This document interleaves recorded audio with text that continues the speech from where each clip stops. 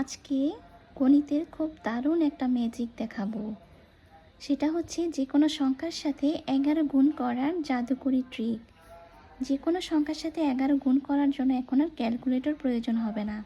তোমরা দেখেই এটা সমাধান করতে পারবে বা গুণটা করতে পারবে। কিভাবে? 45-এর সাথে যদি 11 গুণ করা হয় তাহলে আমি গুণটা কিভাবে করব মুখে মুখে। প্রথমে এখানে 45-এর জন্য কি করব, 4 এবং 5 আমি যোগ করব। 4 এবং 5 যোগ করলে হবে হচ্ছে 9, আর এই 9টা আমি মাঝখানে লিখব।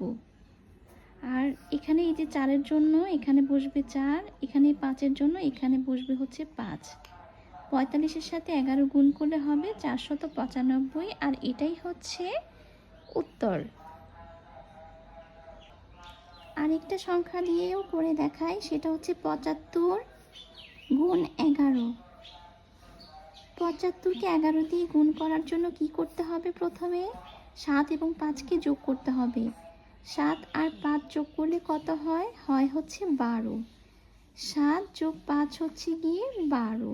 12-র 2 এখানে মাঝখানে বসবে, হাতে থাকে 1, 1-এর সাথে 7 যোগ করলে হবে হচ্ছে 8, আর এই যে 5 এখানে বসে যাবে। 75-এর সাথে 11 গুণ করলে হবে 825। তাহলে 65 এবং 11 গুণ করলে কত হবে? তোমরা নিজেরাই সমাধানটা বের করে নাও।